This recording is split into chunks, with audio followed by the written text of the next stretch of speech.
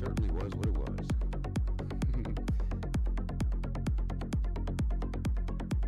All kidding aside, I had a couple of really cool conversations today with a couple of neat people. One of them being my sister.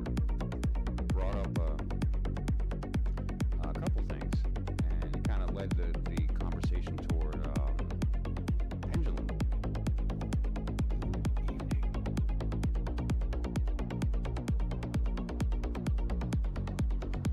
So I thought pendulums would be an interesting topic tonight.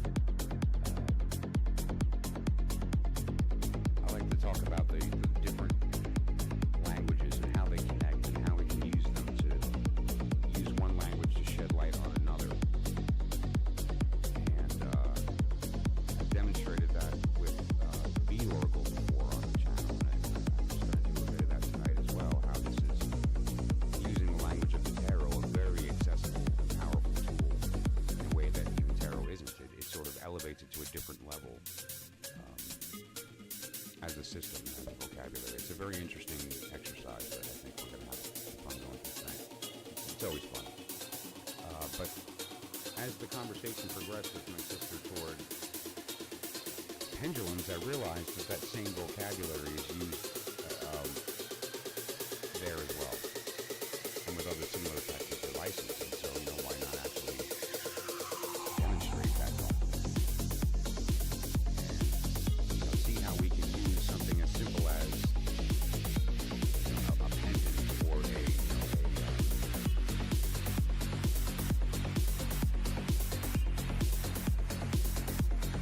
really beautiful pendant sound.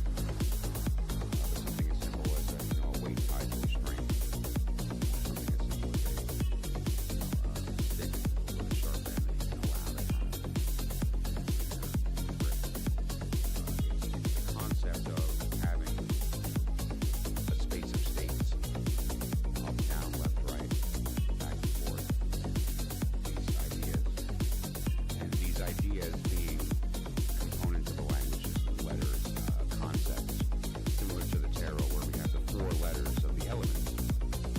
And those 4 letters build an entire system of 78 cards that are the transitions between these elements, right? And how they tell their story and move through that process. We speak at length about how those same stories can be told using different vocabularies. Alchemy, Hermeticism, Kabbalistic doctrines, and those ideas. And so, how beautiful to be able to tell that same story with a device that really is so simple in its physical capacity. I mean, how many words can it speak? But of course, it could speak volumes. Not only that, it could speak to parts of us that don't process the world using words in the way that we think. It can get to the archetypal part of our language system, to the part of our meaning-making machine that uses symbols, not words. The symbols that form words, the nuances that are the source of meaning, not the device used to convey it. Right? So, really powerful stuff. And it also led in the conversation to a really important, I think, insight that needs to be present in the process. When you're approaching a divinatory process, regardless of what it is, it's important that you have a very specific state of mind in order to get the right thing out of the experience. Otherwise, you fall into the maze of meaning, or worse, can perpetuate some pretty bad thoughts. And so, rather than do that, we have to take a multi-pronged but a clear approach on what it is that we're doing here, what we're approaching when we approach these tools, and the most important thing that kind of came up in the conversation with my sister: who are we talking to on the other end of that pendulum? Who is it that's speaking back? And that's what we're going to answer tonight. Right? And so I thought the 2 tools that I would bring out, clearly the tarot is something that I'm going to reference back and forth constantly throughout the evening, because it is a very beautiful intermediary translation tool. But the 2 that I picked are the Bead Oracle, which uses the language of tarot, and the Pendulum, which again, in my case, this is just a piece of jewelry. It's an antique pendant with the necklace snapped. I got it that way. At a thrift store. It's sort of a doodad for making magical items, making art pieces and other things. I always collect these and sort of have a repository of components, so to speak, and this is one of those things. And so it makes a great pension. I like the idea that stone dangling with one of the separate things of Ching. It offers that kind of like randomness that you get from a three-body system that you can't necessarily get from a two-body system. So it adds that level of randomness so that my motion, regardless of my actual intent, can't influence the answer, so to speak, that there actually is a random nature to it.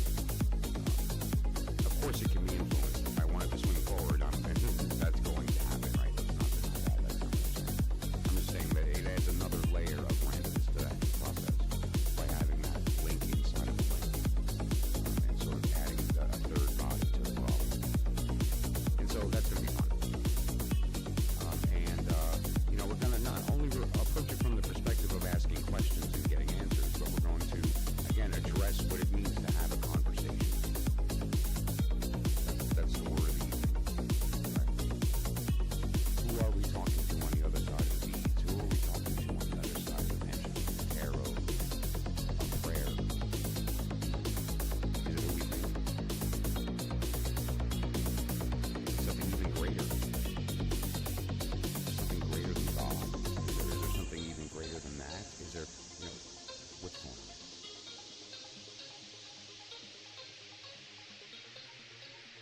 And I think the best way to answer those questions, at least for ourselves, is to experiment.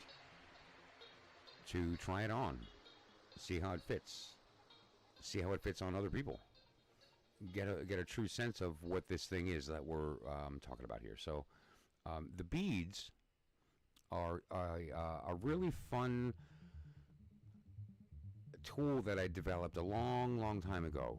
It's evolved over the years, but the concept started long time ago.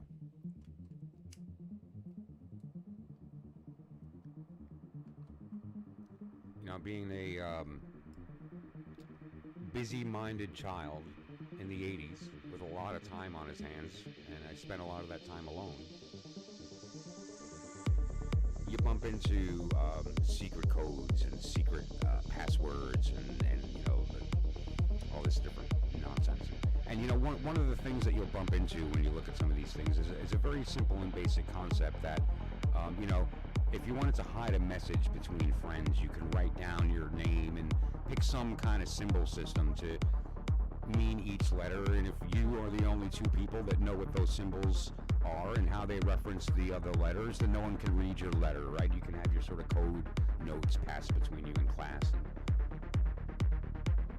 But it woke me up to the idea of the fact that you have the capacity to do that. You can kind of, in a sense, create your own alphabet.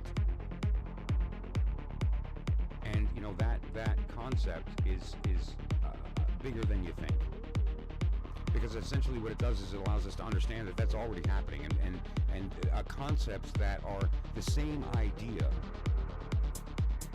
are expressed in different subjects using their own language, and you wouldn't see the connection or correlation because they're using different words, but they're speaking the same thing. It's the same idea as having a symbol that means something in one language and something in a different one. So as an example, in the tarot, we have the 4 suits of fire, water, air, and earth. That is the wand, cup, sword, and pentacle, right? It's a common language for a lot of tarot readers. There's some discrepancy or maybe difference of opinion on what elements mean what suit, and that's fine. But nonetheless, the point is that we have these 4 elements of fire, water, air, and earth. And we have the 4 suits of the wand, cup, sword, and pentacle, and we correlate these symbols. Well, so the beads can do the same thing. For instance, we could say this bead is earth.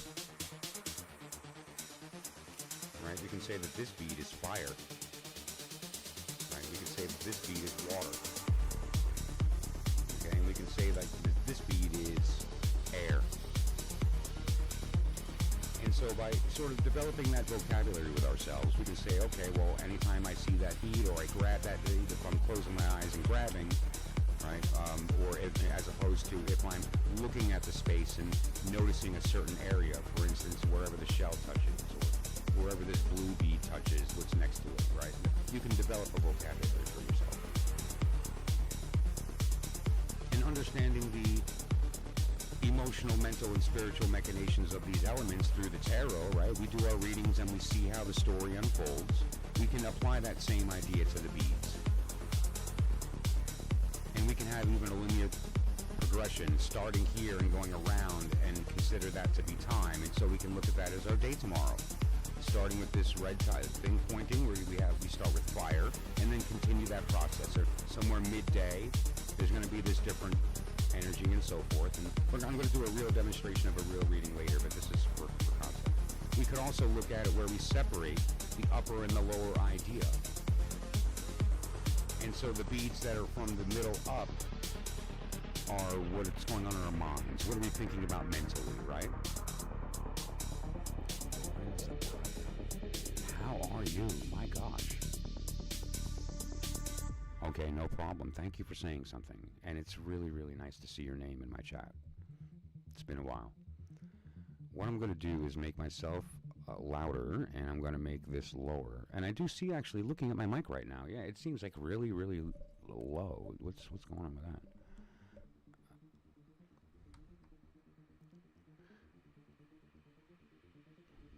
Lorenza. I wonder, do you get that often?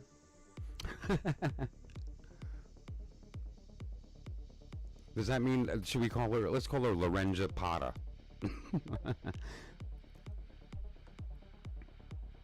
Yeah, no kidding. That's Lauren Zapata. What is with my microphone? I'm not sure. I'm having issues with the microphone, and we're going to figure it out here.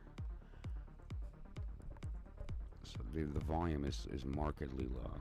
The music I just dropped a little bit just to kind of get a sense of what's happening with the mic here on the audio. Let's see if OBS is thinking anything here.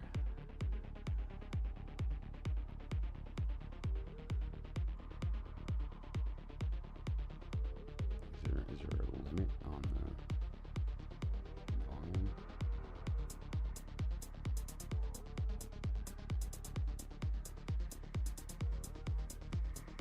Okay, this might be better. I'm not sure.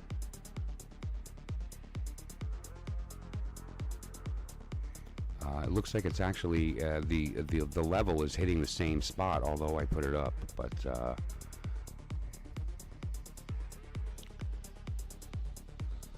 where?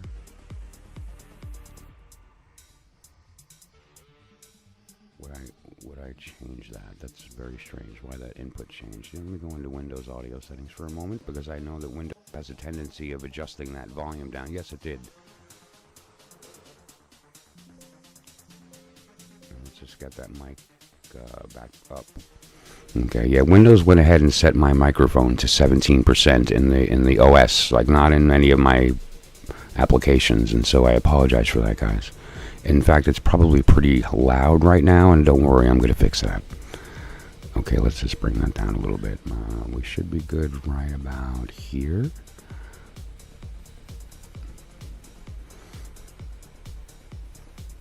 Typically, I try to put it at a level where loud doesn't hit red, right? We want to keep that kind of crushed into that yellow.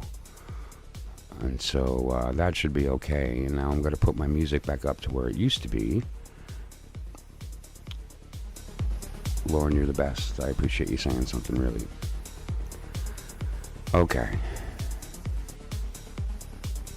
So, that said, let's just start all over. No, I can't. Stop. But the concept is there, right? The concept is there of this recognition that we can use these symbols to choose the perspective that we are viewing a circumstance from. a different lens and recognize that we have different lenses, and how that correlates, how that can be translated between these different systems. How we can look at these beads and recognize, rather than tarot, which is a beautiful and useful system, and we know this language so well that it gives us access to something like this. Rather than going through it one card at a time in a reading, we get to kind of see the whole thing at once, right? And so, for instance, we can get a sense of if we look at the elemental language, and we kind of separate the space, we can maybe overlay something almost like pentagram magic, right? We can sort of represent this area is the watery kind of area, right? We can represent the fiery area, and so forth. And if we look at this with that overlay in our mind, it gives us very similar to the positional meanings in a tarot spread. Those components are used as a framework for the definition, as sort of like a jumping off point for the context. There's a lot of earth going on over here in water. What's that mean? Is that the desire to manifest, or does that mean that something's coming in, right? And again, we can we're going to get into that. This is just to kind of talk about the system, and we're going to do a real reading later as a demonstration. And that same vocabulary could be applied to something like pendulum magic, right? And so one of the comments that my sister made is when she first started using a pendulum, it's especially if you purchase one that's been made for the divination as a tool, it comes with a little mat, almost like a Ouija board, right? Like yes, no, and so on and all this, and that's fine. But she commented that it didn't work for her, right? Like what she thought or felt strongly to be a no wasn't what the board did, and so and I said, well, that's an important insight that fortunately you had early on, right? It's really incumbent upon us to develop that vocabulary with the pendulum so that we know, and it knows what works in order to facilitate communication. And so we get to know each other, and we get to know the vibe of what a yes or a no is. But more importantly, is the vocabulary used, right? And what is that vocabulary but the same one we've been talking about, right? There's these 4 characters: fire, water, air, and earth. The Yud He Vav He, the salt, sulfur, mercury, and then the philosopher's stone, the thing created. There's so many different languages for this idea, magically and otherwise. And each one of those is a single letter of this 4-letter alphabet. And so the pendulum can have that same idea. A swing forward and back is 1 letter. A swing side to side is another letter. A rotation is a 3rd state. And then certainly that you have the chaotic space of having like the lemniscate or some other kind of shape that's being derived, or a stillness. Certainly silence deserves to have a place at the table in a conversation.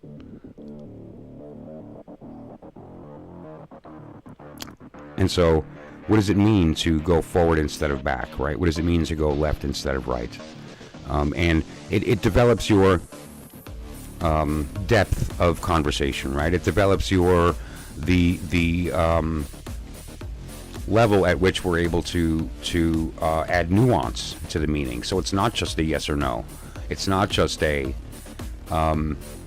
lean this way or lean that way. It's a very sophisticated, robust conversation that can take place as long as we're entering that same space and allowing that language of the archetypal to occur, so that we understand the difference between when we see and feel this swinging. There's a difference between swinging up and down and swinging forward. And there's only a forward kind of vibe to it. Even though it does have to return back due to gravity, it has this thrust forward. It's not a front and back. It's not a smooth front and back. Sometimes it wants to go forward. Sometimes it wants to go back. And so we have these different states. We have a normal, natural swing, a logarithmic swing. But then we also have a kind of a pushing forward pulse. Or we have a drawing in pulse. okay? Or we have the pulse of sort of it wanting to move but not. It sort of stays still, but and that vibe can be felt. And so there's some nuance that can take place in that process. And what you're essentially feeling there is the active and passive version of each element. So in a sense, what we're talking about here is, for instance, instead of there being masculine fire, there's feminine fire. And these are two very different fires. Another way of putting that is that we have this idea of the positive and negative part of a battery, the active and the receptive, the speaker and the listener, and then that thing in the middle, which is the thing spoken.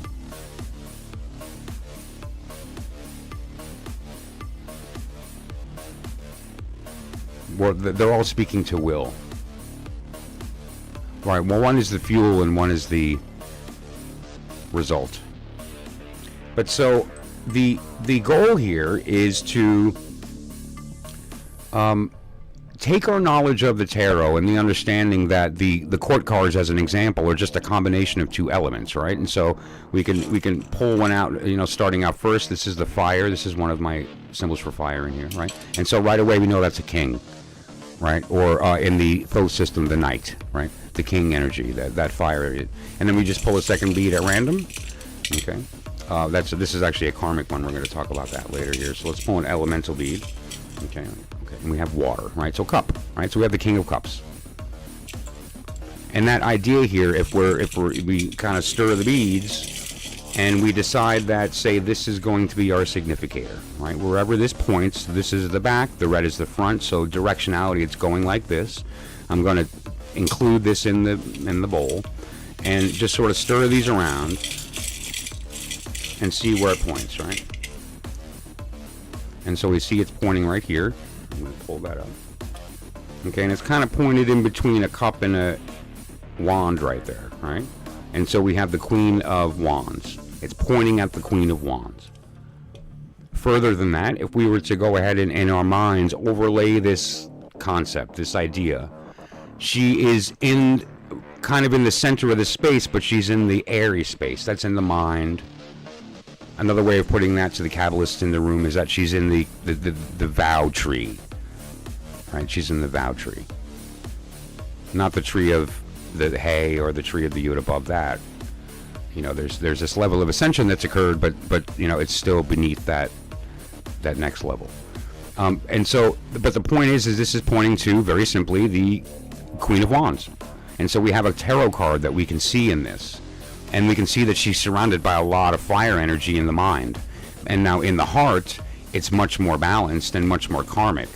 There's higher energies in that space, and there's less beads here, but they're all kind of potent. These are like the majors, but on a different, higher level. But down here in the will section, we have, again, a lot of fire, and it's the feminine form. This is the masculine fire, these white and flamey looking beads.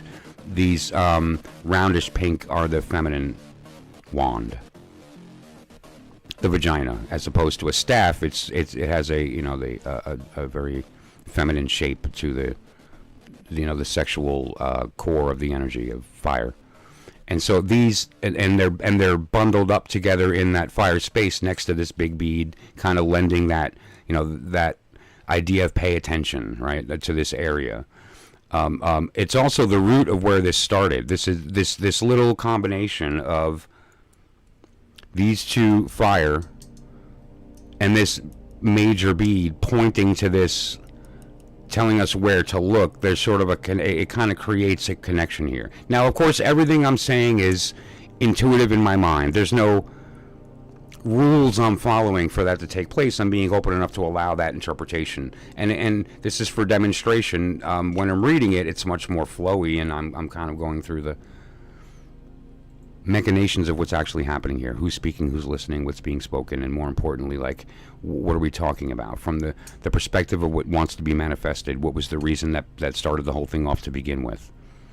Don't forget, words are necessitated by the desire to speak.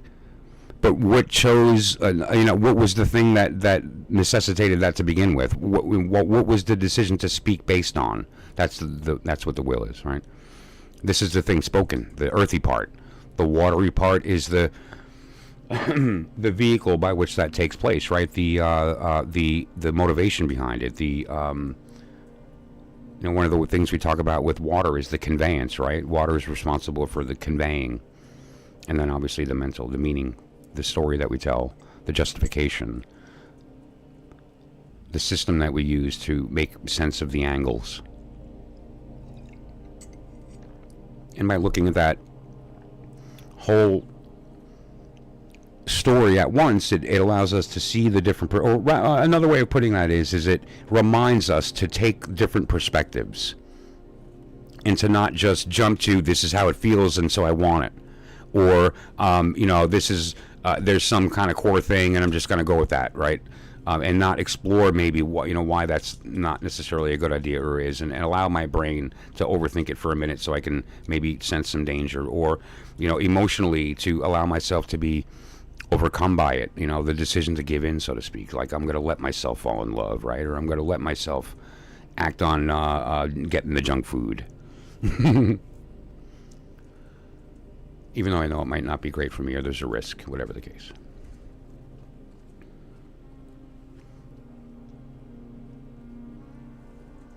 So the pendulum is useful as a kind of the beginnings of exploring different language systems, and is certainly not restricted to a yes or no type of vibe or a positive negative type of vibe, but again can really be a very strong, robust conversation, so long as we answer what I talked about in the beginning of the stream, which is who's on the other side of the pendulum? Who are we talking to? Who's on the other side of the cards, right? When we ask this question of the tarot, who's answering? Who do we think is answering when we ask that question? Because, of course, that's going to determine how we ask it. It's going to determine how we see that conversation. It's going to determine what we think we believe about what's being said to us. And so it's really important before we even approach it to answer those questions, right? The first one is, who's on the other side? That's a biggie. Probably the most misunderstood of any of the occult sciences is who do we invoke when we decide that we want to talk to demons and have them do our bidding, right? Who do we invoke when we speak to angels?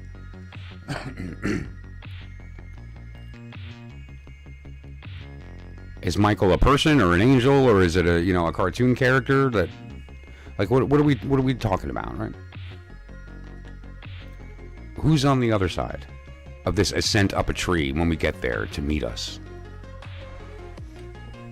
That's the important question. So when you're approaching the pendulum, it's not so clear, right? Some systems will tell you, well, you're talking to this deity, or you're talking to your this or that, or whatever the case may be, or and certainly there are practitioners of the pendulum that will say it's purely a psychological, or it's actually psychosomatic, and it's a way to reveal what it is that you want, right? I mean, there's all kinds of interpretations, and they're all true in one sense and false in another, and it's up to your, I suppose a good way to put it is level of fluency in the language that you're using, and the nature of the relationship that you're having in that communication. Because who's on the other side of that? The Kabbalists tell us a beautiful story to answer that question, right? When we're in an act of listening, and we're all doing it right now, you're hearing my voice or the music, and you're seeing the colors in the room around you, or whatever is on your phone, or the space that you're looking at right now, or the sensation on your body of whatever you happen to be feeling, like your toe, or your, the itch on your neck, or whatever the case may be, like whatever's going on in your space physically, you're hearing physically through sensation. You have all kinds of stuff entering your mind, right? We're in the state of listening always. We're always receiving. And what are we receiving?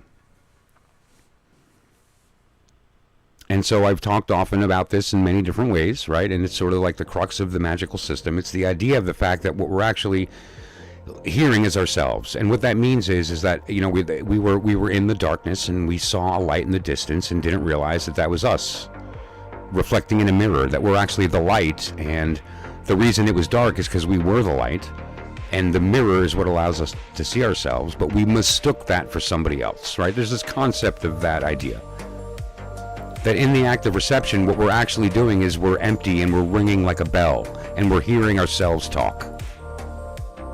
Okay, we are the bell, we're ringing, and we're hearing ourselves thinking it's coming from the outside. And so when you're asking a question to the tarot, or to a pendulum, or to the beads, or to prayer, having a spiritual experience of invoking an entity, the thing that's talking back is you. And of course, it's not the you that you're pretending to be, right? It's not the you that is an identity that was necessitated by the desire to speak and doesn't really exist, but rather the you that is the one that had the desire to speak to begin with, the need to listen with words so that you could understand your world. That's who's speaking back to you, right? Of course. It's not so easy to have that experience physically. It's in our mind first. We can understand the words. Okay, no, that kind of makes sense. Sure, you know, we're this thing that's receiving data, and we kind of paint our world through our interpretation. No, it's much deeper than that. The thing we're witnessing is actually who we are. That's heavy. And now the meaning behind the thing that we are witnessing is the lie, right? However, it's useful. It allows us to organize and navigate, to communicate, and use these symbols as methods of conveying an idea from one place to another, and actually literally installing it in another. I mean, in fact, it's magically, in a way, quite potent to take an idea and through the, you know, time and space, using words, travel across those reaches and install it somewhere else, where it becomes a real thing and grows. Like, that's not a false statement. That's how communication works. That's what's happening right now. Meme culture being a very, you know, hyper effective form of that, right?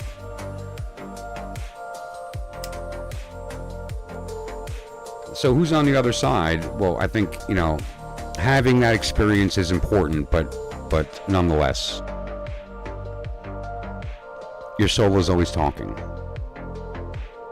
from everywhere, always. And us with the ears to hear and the eyes to see can recognize that that's us that we're listening to. And a beautiful thing can happen when that occurs, when that realization happens, and it's a visceral experience. It's an actual mental state. It's as far from being awake as asleep is. As different as asleep is to awake, that's how different this state is to being awake, and it hits you. And there's this moment of recognition that you're the speaker, and in that moment, you recognize the will behind the reason to speak to begin with. Because you're now the speaker, you know why you chose to speak. And so the meaning becomes clear. You can see the meaning behind why these beads are in that order, and so the answer is clear. You don't have to read it. You become the understanding. You unify with the thing being spoken, because you are it. The speaker dissolves, the listener dissolves, and the only thing left is the meaning, and that meaning is what you're seeking. And so it doesn't matter if you're using a pendulum or beads or tarot. That's what we're all doing, or ignoring all those and just walking through life as a Homo sapien doing what we do. That's how we interpret the things that we see when we name things, and when we name how we feel about it, or when we allow someone else to name the thing and to guide us on how we feel about it. And, you know, to have a level of authenticity is not always easy when we live in a world that's designed to do exactly that.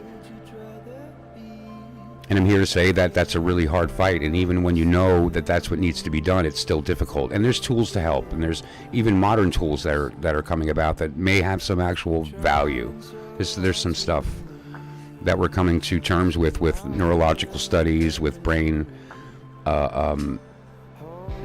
studies related to hemispheres, related to consciousness, and trying to define this and what we're learning in the process of that journey to answer that question. There's some good stuff, and beautifully it seems to be pointing to these ideas that we've all kind of known, and it keeps coming up and manifesting in our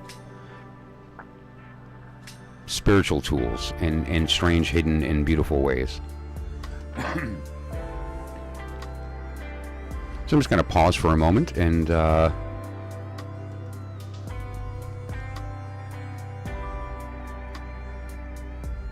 get an idea of where everybody is out there. If there's any questions about anything I've talked about, or any insight that you have that you want to add to the conversation, if you happen to be present for this live. Otherwise, I'm just going to kind of take a break for a moment and clear my mind, and then we'll demonstrate this with some type of, I don't know, question, problem, insight, whatever the case. Look at something that's happening locally and see how that goes, right? Lunar Complaints Department. I love that.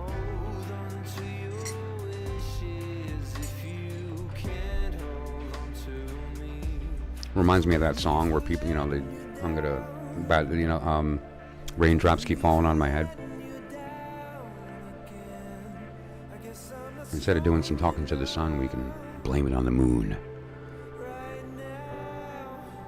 I mean, isn't it the moon that makes us cry? All kidding aside, thank you for joining. I appreciate you popping in. Maybe we can even take a topic that's happening in the world and look at it from the magical perspective and see how the story unfolds. But, again, the whole point is to demonstrate the idea of why these are the four characters. Well, depending 5, but the four letters of so many systems, the 4 letters of so many ways to see the world and to explore our place in it and to interrogate our universe. And when you have a sufficient command of these 4 letters, it becomes a vocabulary that allows you to hear the truth back in a much more cohesive way, a much more efficient way, with much less of a risk of running into perhaps some nefarious thinking or falling into a trap of perpetuating an agenda unwillingly or wittingly. The last thing we want to do is gaslight ourselves into thinking we know the truth, while the whole time we're really sort of stopping ourselves from experiencing the full joy and knowledge of what it is to be a human being, to be loved, to love, to receive what we know we deserve, and to insist that others have the same.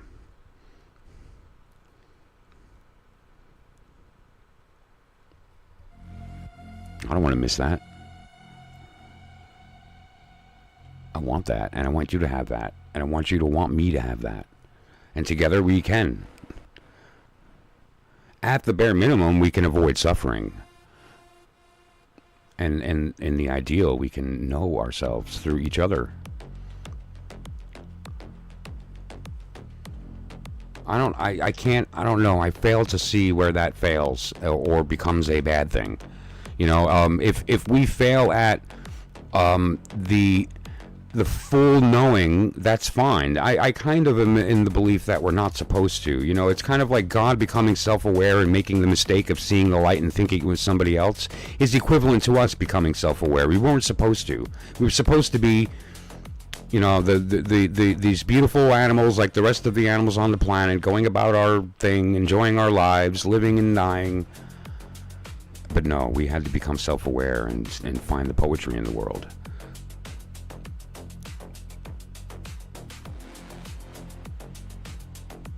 Once you recognize that it's there, you want to see it to its fullest extent. It wasn't our fault that this happened, but now that we're here, we do have the capacity to, at least to some degree, participate in that process, like take agency over certain portions of it, which is beautiful. It would be really nice to sort of slip back into being a dog, right? The dogs are so sort of just in their world, doing their thing, so happy to see you, right? Cats, evil geniuses, plotting to take over the world. But dogs, they're so just beautiful in their space. Blissfully ignorant. And if they're fortunate and live in a loving home or a decent climate, they got a pretty good life. They have an understanding of the pecking order, so to speak, of, recognizing that we need each other to survive, and so the strong is going to help us all. In fact, they were so smart that the wolves, began to understand the importance of that to such a degree that they began to appear weak to humans. And then eventually evolved to be quite dependent upon us, and that's why we have modern day dog evolving from wolf. Wolf will destroy us, but a dog needs us. Wolves don't need us. Wolves need us to leave them alone. But the dog is different, and the dog has evolved to be a companion to man in a very interesting way by recognizing that we're, better together. And what a gesture of humility in a sense, confronting that truth. Human beings would have eradicated, and yet instead, how many breeds of dog are there on the planet? How many people have such an important understanding of this animal and what it's done to herding and to, friendship and to, lonely people and to... You get the idea. I won't take that any further, but you get the idea.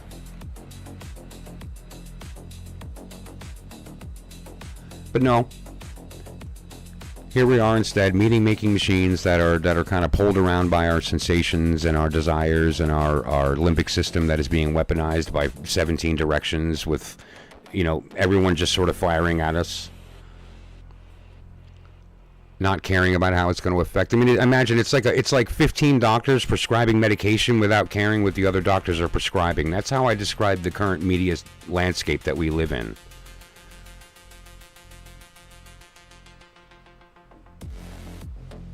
We're so hyper aroused that we've lost the capacity to trust what we see and to know how to receive pleasure and communicate anymore, and that's dangerous. But we have to sort of just take the first step of recognizing that, and then, I don't know, seeing what it's like to actually talk, so to speak, and that could include your current environment.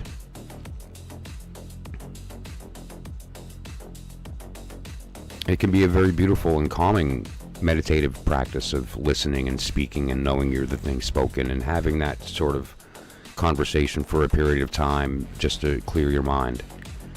That alone can really be a very powerful reset. Eckhart Tolle, built an entire empire on that concept, and it works. It's great. It's good stuff. I think he stopped at a certain point in the doctrine. Like, I think he could have kept going and made it more actionable. But it's still very good, and I still recommend it to people. The Eckhart Tolle Power of Now.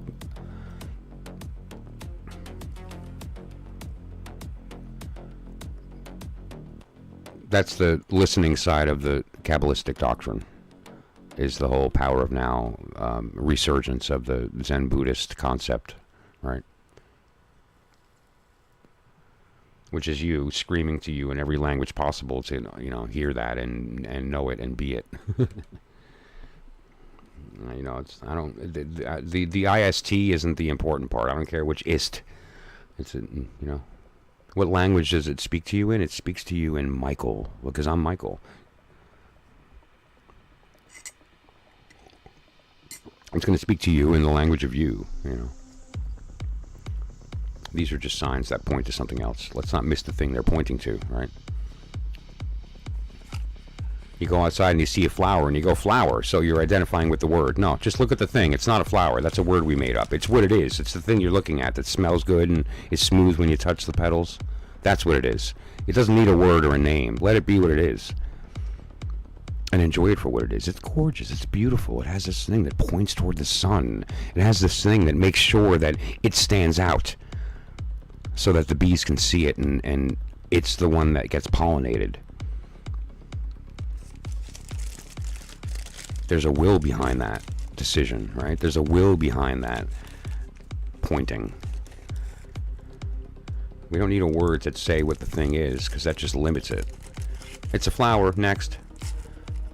Just no. Oof, no, it isn't. It's a living thing just like you, and it's being. We don't need to call it a flower.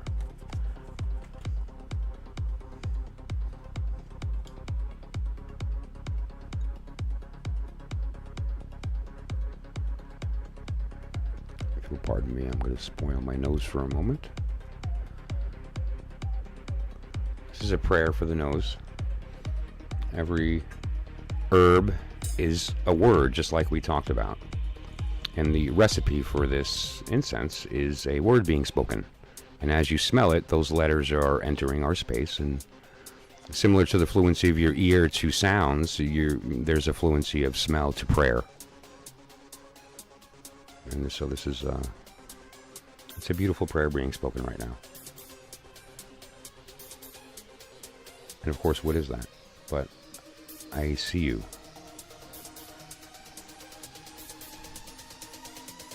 I hear you.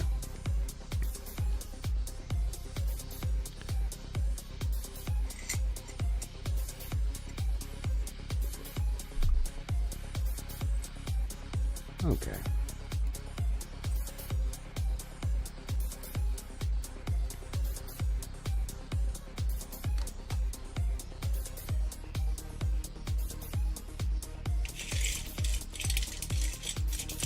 What I'm going to be doing is putting up several overlays with the intent of looking at the different ways that we can read the beads. This is not the way I recommend you read them every time. I'm going to be going through multiple modalities and a lot of different methods, and obviously when you're sitting down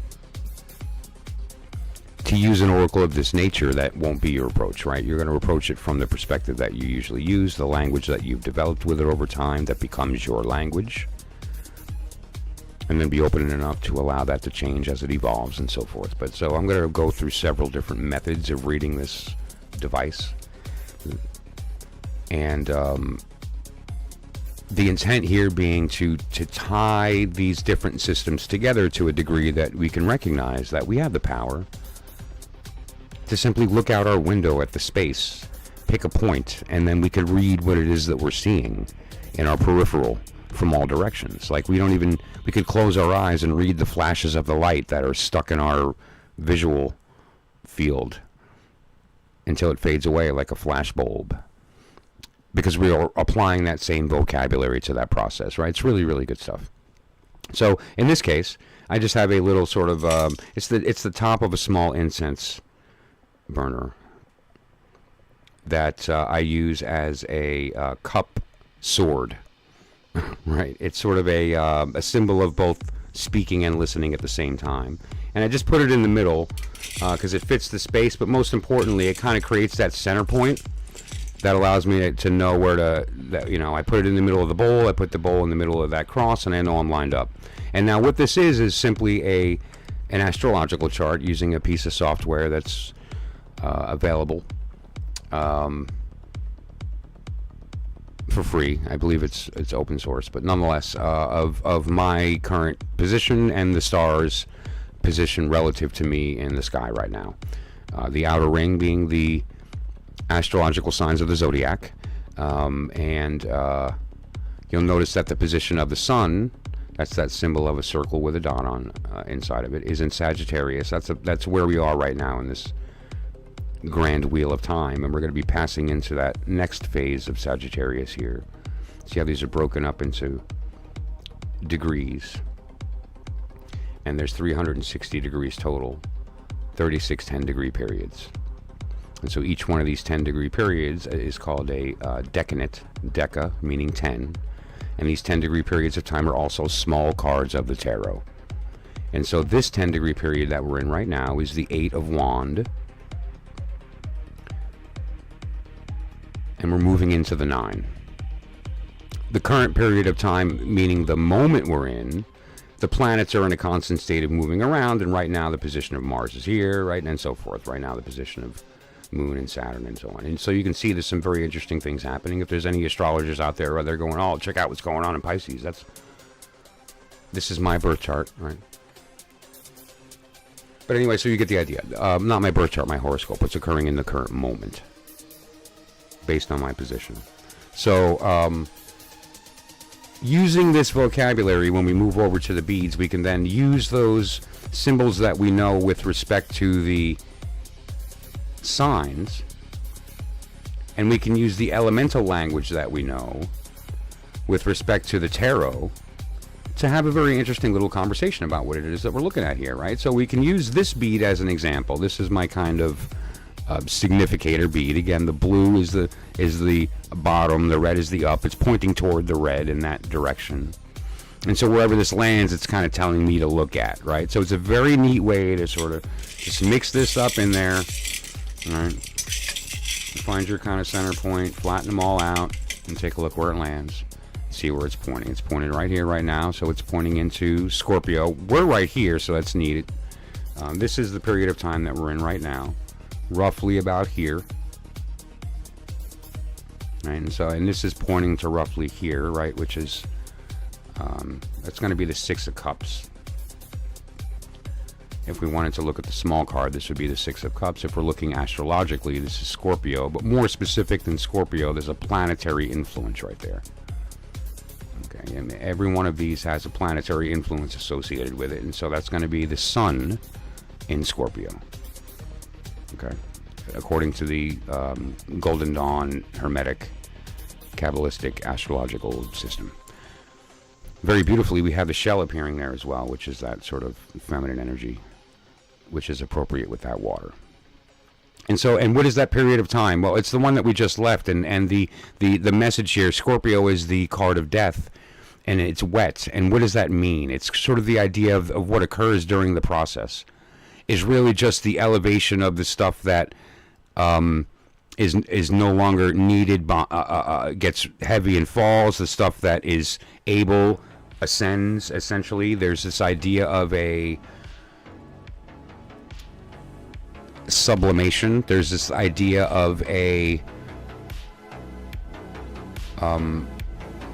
airy nature, an evaporation, of a dissolving. There's a lot of words that are thrown around to describe this concept of Scorpio, but essentially, what are we talking about when in death? It's the idea of the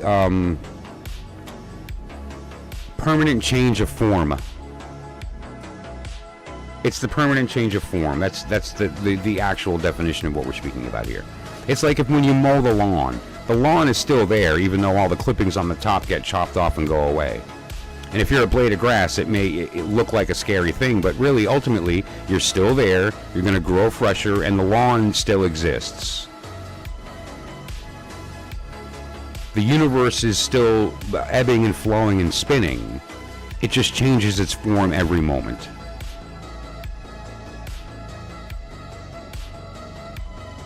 The fact that we think that there's any persistence in anything is the fact that we are watching it from a unique perspective as an individual. The you that began listening to this video and the you right now are not the same person. In fact, every moment, every particle in your body moves, every particle around you moves, everything is in one state and gets swapped to a different state and is a new separate thing. The fact that we are deciding that you are the same person is that we're looking at a period of time and we're assuming it's the same object, but each state we're actually looking at a completely separate entity. This idea, though, of death is the idea of the letting go of the persistence of form and recognizing that that's what's happening. We're always in a constant state of becoming something, and the next stage of that is mutable fire of Sagittarius, which is exactly that. It's the heat, that exchange that is facilitating that process so that we move into Capricorn, which is that earthy nature of it beginning to fix into something new. So,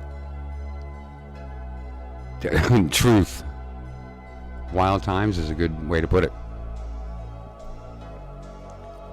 Especially right now. These two are intense, right? I mean, imagine what we're actually talking about here. Nothing short of just the dissolution of the self into something to create this circumstance where the fire is able to begin to build in that cauldron, right? This is the alchemical process that is the symbol of Sagittarius. And the heat is so great that, I mean, the lion, which was once red, is now white. The eagle, which was once white, is now red. Blood turns into milk. Milk turns into blood.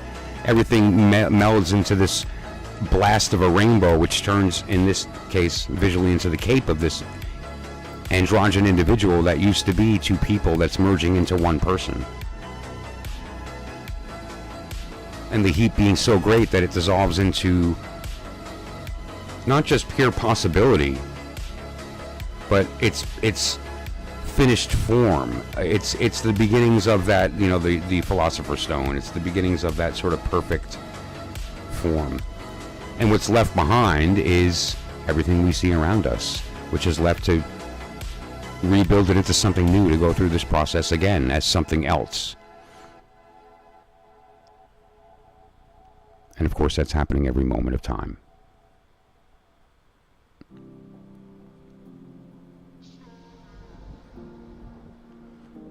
Having the capacity to recognize our role in that process, whether we're hearing the story or telling it, we're wrong. We're the thing being told. And so it gives us that power to then say, okay, next time I find myself in a state of listening, I know I could just jump into the state of speaking, because it's sort of both happening anyway. And so I'm not just going to take for granted what I hear. Let me try to get into the head of the speaker so I can understand the necessity to speak to begin with, the meaning, the why they chose to do it. And then maybe I can understand how to combat their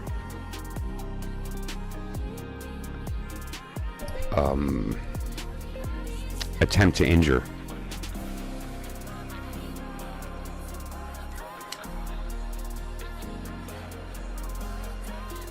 You know, if I really thought about it, there's a lot of people in the world that tried to hurt me that really didn't know what they were doing.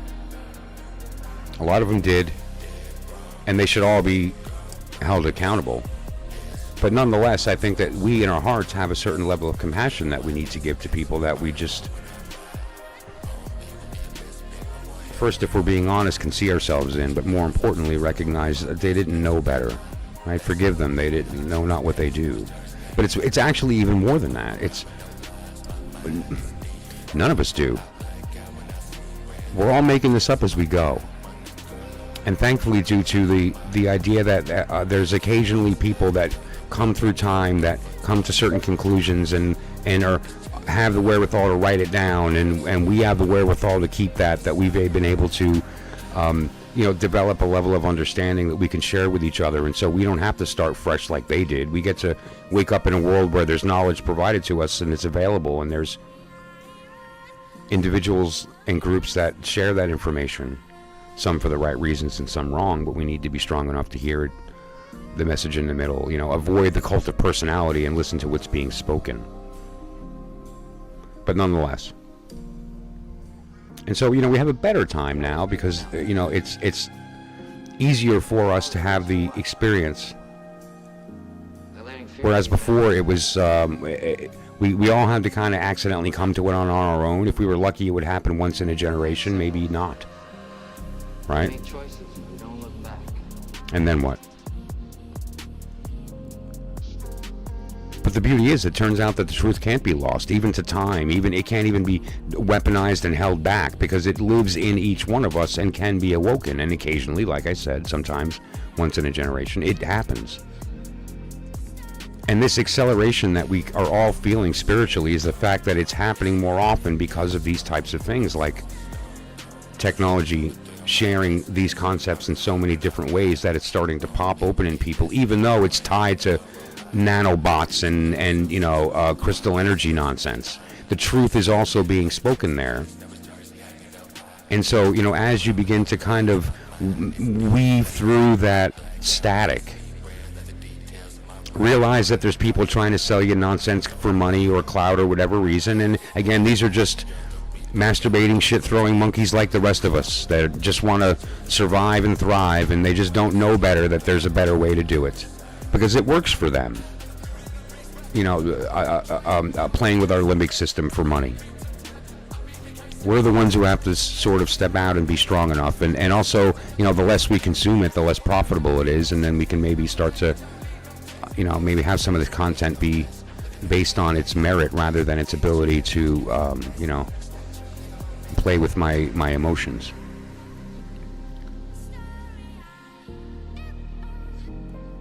everything you read is going to be not the truth. It'll be pointing at it as a sign. Don't take the words for anything, the person for anything. That's silly. You're missing the flower by calling it a flower.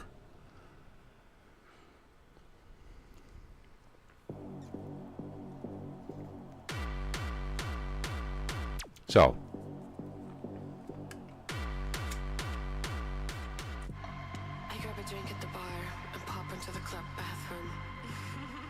what should we read about? Any suggestions in the audience for anyone who happens to be watching live?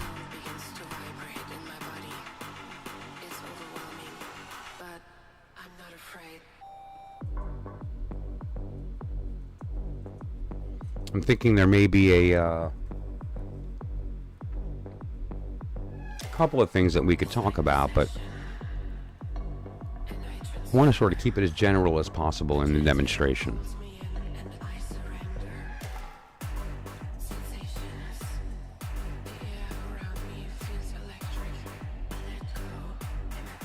I had a couple of things come up.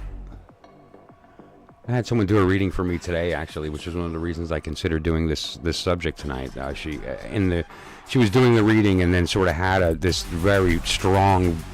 I'm not sure how she takes it in, whether it's visual data or if it's emotional data that's read visually. I'm not going to pretend to know how she interprets information from where she gets it. But she communicated it in such a manner that she had mentioned that she saw stones, rocks, and these types of things. And I was considering doing this tonight, and I was bouncing around a couple of subjects. I thought about doing something related to answers and questions and whatever the case, and how they all lead to the same thing, whatever.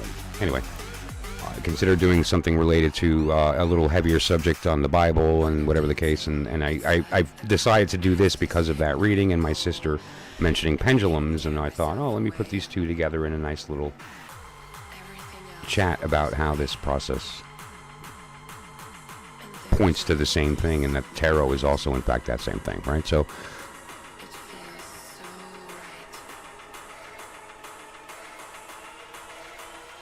at the end of the day, the card that came up, it was funny. It was a one card kind of thing, and she pulled the card up, and then Twitch is like crazy with the ads. An ad popped up, and I missed every word she said, which was unfortunate until the last couple of words. But I caught the card, which was the Hermit.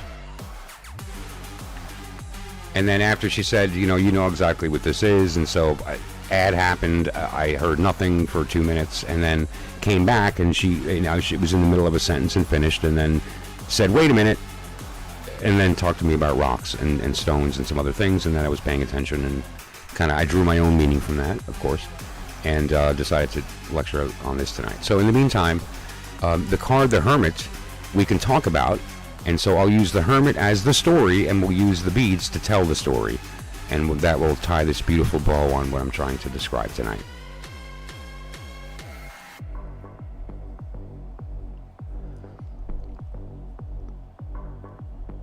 The Hermit is a very specific idea. Kabbalistically, the Hermit is the idea of Yud. We see the Hermit as very often an older, masculine, bearded figure, robed, the darkness, and various other symbols. But one of the symbols that's almost always present is a lantern. Even in the cards, the decks that try to kind of iconically break it down to the most basic symbols and do a minimalist thing, the lantern is the symbol, right? Or even Crowley, the lantern, he had the star of Tiferet, which is the sun in the Kabbalistic system, the sixth Sephirah, as the star, as the thing inside of the lantern and all this stuff. That energy, that concept, that idea is saying something very important. There's some assumptions that get missed when people talk about that card when they're using it for divinatory purposes. And this is the real, and I'm not saying that my reader missed it at all. I don't even know what she said. But this is one of the interpretations, which, by the way, I trust her words more than anything those cards have to do. I wish she would just sort of do her thing, and I don't need the cards. The cards are an excuse for her to pay attention to me, let's be honest.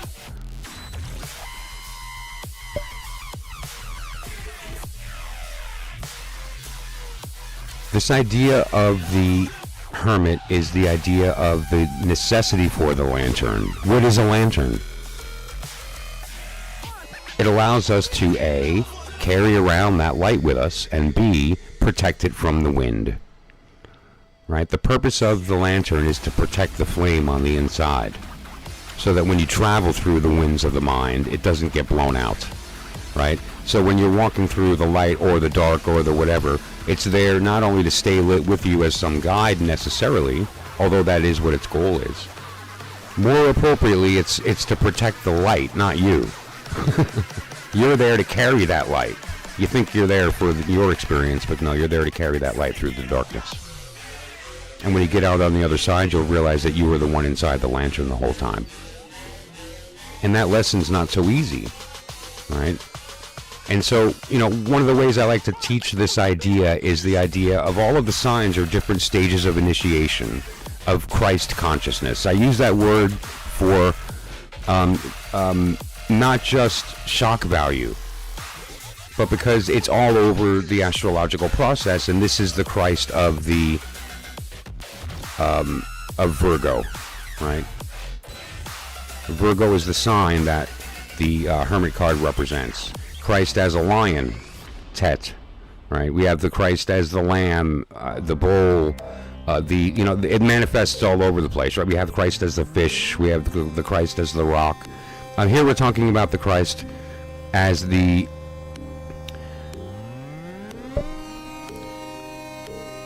light.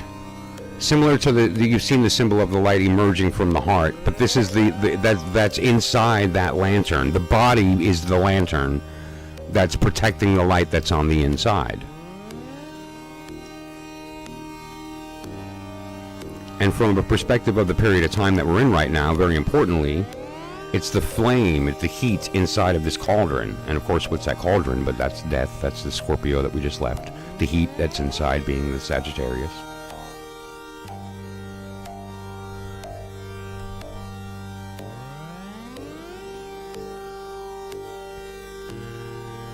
And so when we're talking about the hermit, that Virgo, the Yud, the lantern,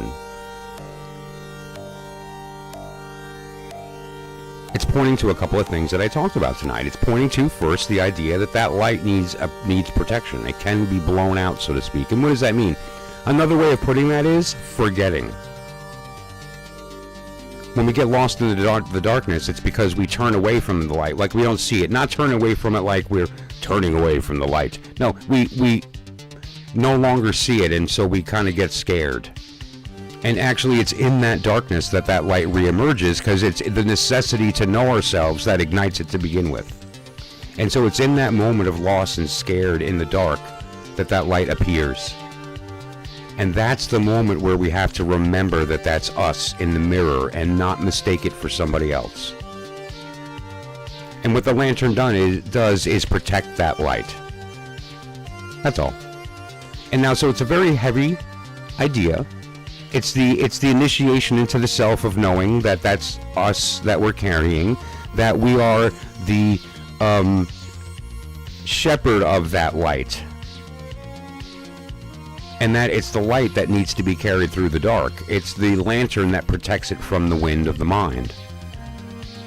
So that when we reach the end of that process, we realize the whole time that we were that light, looking out from the inside. And so the reason we saw dark is because we were it. And that's the moment of our birth.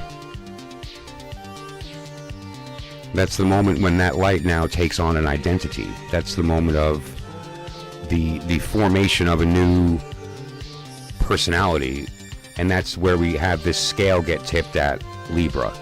There's like this scale that's implied by Libra, which is, right after this period of Virgo, of the Yud, of the Hermit. And we move, into that next stage. Okay? Now, that's a lot of words, man, and I hear it. And now, the important thing is that the goal is to understand that many, many different ways to see this story should not be precluded. Do not imagine that one's correct and the others are wrong. take them all in and kind of look at that middle to decide what this story actually is saying, and you'll come to the conclusion of the light being the thing being carried. Or like, why do we need a lantern? It makes sense that a lantern is necessitated. Most things are. If it's present, it was needed for some reason. Why? Why do we have words? The necessity to speak. Why do we necessitate speak? Well, we have something to communicate. And that implies that there's two-ness, right? There's a me and someone I'm communicating to. There's all kinds of assumptions and implications in a word even existing, right? And of course, if you are understanding and there's nothing to communicate because you know yourself, the necessity to speak doesn't exist, words are not invented, and you are the understanding because there's nothing to be understood any further than what you are,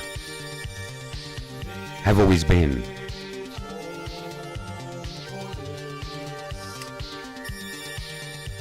Who's on the other end of the pendulum? Nobody. Understanding is. And the thing that's on the other end of the pendulum is seeking the same thing you are. God wakes up at the same time you do.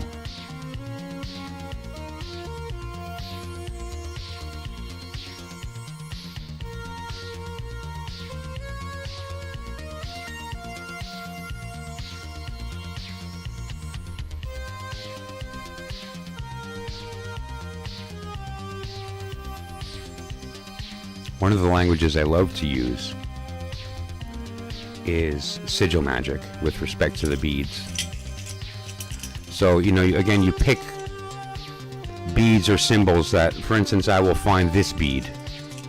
I like this one a lot, right? It's red and has, you know, this sort of eye. It's this sort of copper, and it's white hot. And I like the particular shape of this particular one. There's several of them in here. They're all different shapes. This one almost looks like a drop, or maybe a tooth. You know, it has a lot of different connotations. You know, some of that being very Kabbalistic in nature, the idea of the tooth. And so I'm going to look for that, and that's going to land on a Kabbalistic letter. Right? I'm going to look for this. That's going to land on a letter. And I'm going to look for this. It's going to land on a letter. The rest is there to kind of feed it space to dance in. And we're only, for the purposes of this particular demonstration, actually I don't even need this up any longer, so let's get it out of the way. And so to stir these up, I'm not going to look, not that it's really that important. I don't, you know, you're not going to really be able to use this to self-soothe. it's very specific what it points to. If you are using it right. Okay. Let's get that one kind of centered. Perfect. All right, now put that in the middle. Okay, now let's stick the rows up. Okay, great. And let's sort of move those centered so they kind of vaguely line up. Let's not overthink it. That's what the protractor's for. So first, these two are touching each other, which is really neat, so we're going to get a double letter. I love that. And then up here, we've got one, too. This is, what's that going to be? That's going to be cough? Or is that going to be, where are we at? Yeah, okay. So we have a cough over here, which incidentally references the palm of the hand in Hebrew, the letter cough. And down here, where's my arrow to point to where I'm looking? I'm looking over here. Okay, these two are in the same space as well, right? Which is neat. They kind of are occupying a little moment together, and they're both in the moon, right? They're in the moon, which is very neat. Lunar complaints. This one's for you. Bunch of moon vibes. And what does this mean? Like how are we going to interpret this without getting lost in a maze of meaning? The letters are cards, are signs, are planets. Kaf is Jupiter. The moon is the high priestess, but also Pisces. But they're also letters. right? And so if we look at the rows, you have Gimel for the moon, and the Kaf is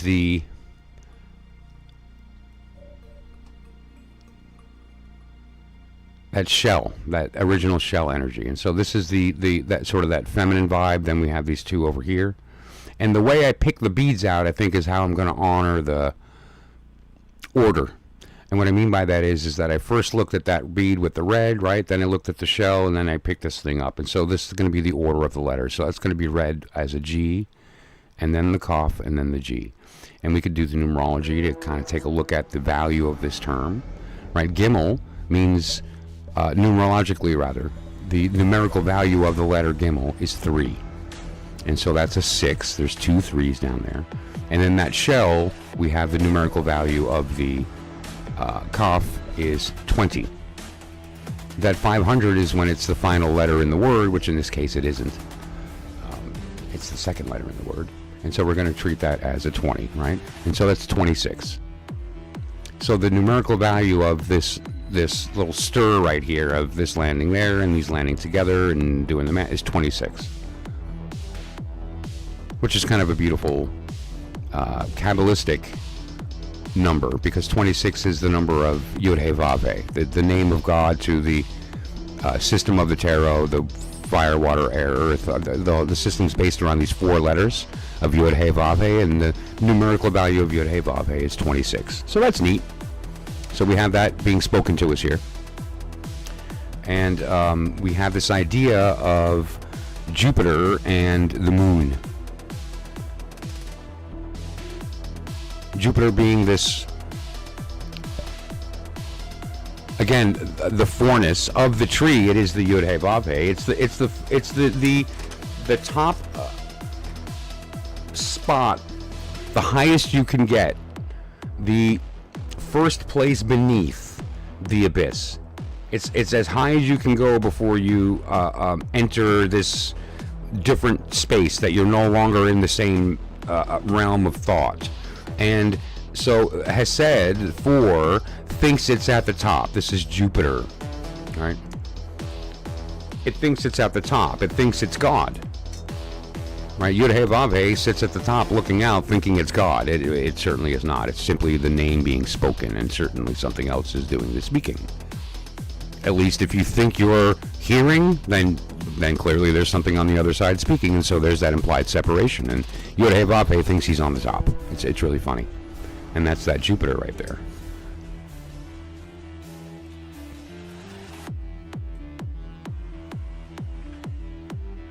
So that's a handy correlation to come into play. It's sort of hard to misinterpret that or dance around, with the message there of the fourfold name, and Jupiter misinterpreting itself, and 26 being the fourfold name. It's sort of, and again, and in the moon, this is the important part. The moon card of the tarot is that stage before the work of the hermit. It's this idea of the emerging from the depth into darkness. And another way of putting that is, you emerge from the depths at the moment of your conception, and you emerge into the darkness of the womb. And your birth through the womb is the walk of the hermit. The hermit is going through the birth canal, right? That's actually indicated very well in Crowley's hermit card. Let me pop it up. Just a moment.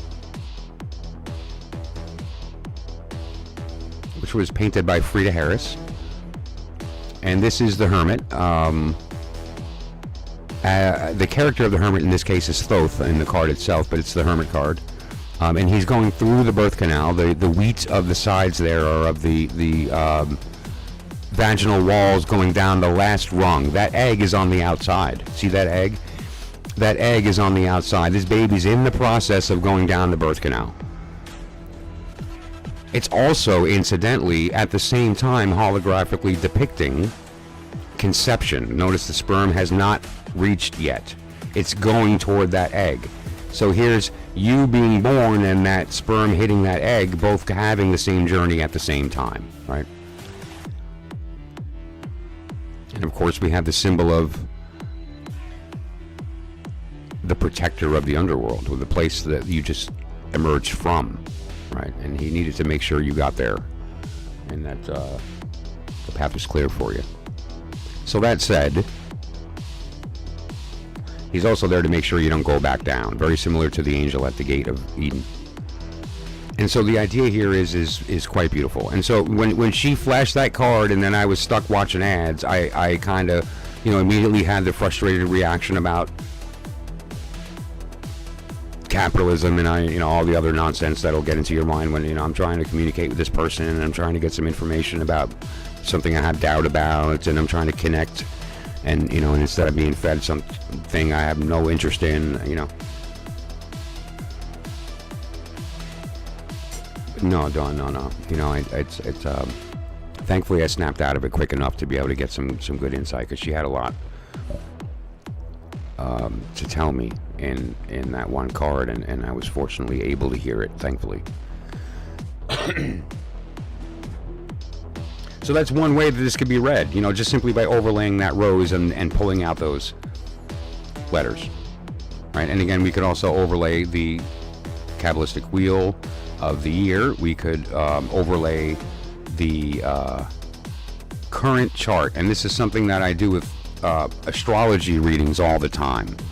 I'll get their birth chart and overlay it on top of this to give them a horoscope, in a sense, right? And not a horoscope of a predictive nature, but more of where opportunities can arise for there to be evolution. Like, where can there be parts of ourselves that we won't, or without permission, aren't aware even exist, right? And we have to give ourselves that permission to explore those parts of ourselves, and this opens up that conversation.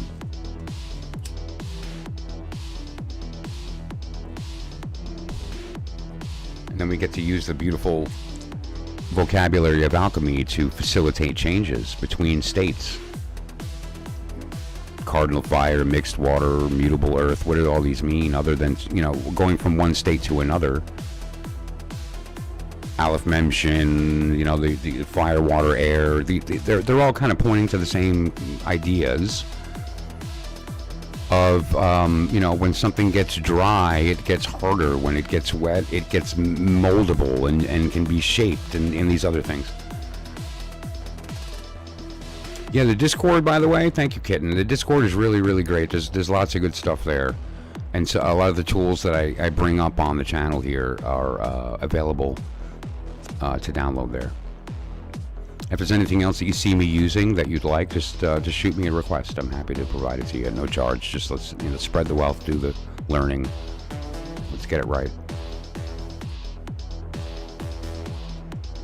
Any readers out there that have any insight in anything that I'm doing and want to contribute to the conversation, feel free to do so. And there's a couple people I kind of have touched base with so far. Just want to kind of get through this holiday period, and then I'm going to be reaching out to bring on to the channel and talk.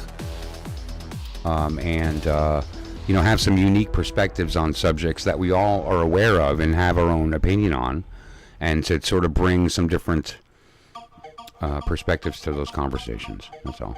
That'll be fun. That includes anyone who's seeing this after the fact. The phone number that's about to appear on top up there works. It goes to my phone. You can text or call. As well as voiceandlight.com or the Discord, or you can get a hold of me here on YouTube. I also bounce around on Twitch under Saturnus Lux, LVX, all one word, Saturnus Lux, and do a lot of readings and fun stuff over there too. It's a different kind of vibe and audience, and so I kind of treat the stream a little more interactive. Although it's hopefully YouTube can catch up to that. I'm certainly open to doing it here also. Otherwise, I really appreciate everyone that popped in. I had a lot of fun tonight talking about these couple of subjects, and I think that the demonstration is really the important part.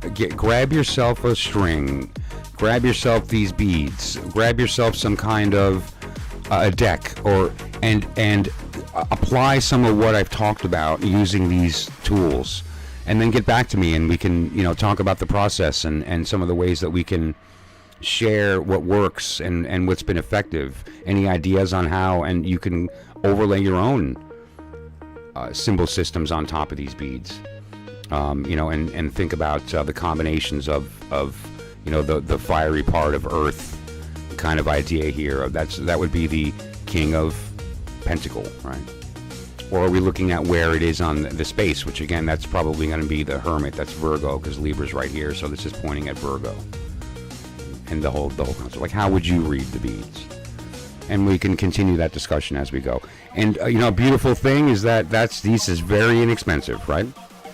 You just simply need 4 beads of a different kind. Like, just get 5 of these, and then 5 of these, and 5 of these. Do that for all the different suits, and drop them in your bowl, right? And so now this is the full suit, 5 of each, wand, cup, sword, pentacle. Drop them in there, right? And in this case, I have 2 versions of that, right? I have the same, just in a slightly different vibe for like an upper, lower, masculine, feminine polarity kind of vibe, but nonetheless, it's the identical language. And drop them in there, and have one at least kind of significator, pointer, where to look, which can be handy for certain types of quick down and dirty, where you're just sort of, putting it down in there, seeing where it lands, where there's a point, and then kind of looking at it from that perspective, right? And so here we're looking into that area of moving into Scorpio.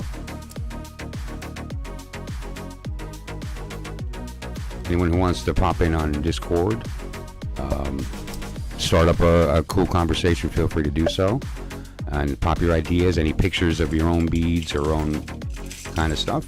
Tanamera, who's somebody who's on the channel often, is probably the first person. She put one together, right? I described this several years ago in a live stream, and she made one, and we were going to talk about how she reads hers and kind of go through that process. And so anyone else who wants to join that, Kitten as well made one. That kind of even evolved over time and so on, and I'm looking forward to her being able to put hers up as well, and anyone else that would like to is welcome to do so. Just shoot me a contact in all the ways we talked about, and we'll make sure that we get your stuff up. If you're shy and don't want to talk, I'll do the talking. Otherwise, you can have it up and demonstrate, either through a stream or just, if you want me to speak, you can talk and I'll point.